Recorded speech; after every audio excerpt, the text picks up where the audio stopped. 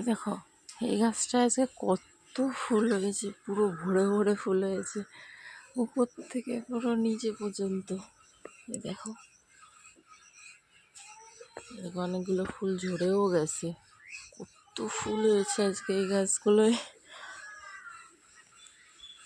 কি দারুণ লাগছে দেখতে। এই পাশে একটা ডাল ছিল, আমি এটা কেটে ফেলেছিলাম, ভেবেছিলাম ফুল আর হবে না, আমি বছরে হয়তো একবার হয়, কিন্তু এটা নতুন আরেকটা ডাল হয়েছে আর এত পরিমাণে ফুল হচ্ছে, আমি তো পুরো অবাক হয়ে গেছি।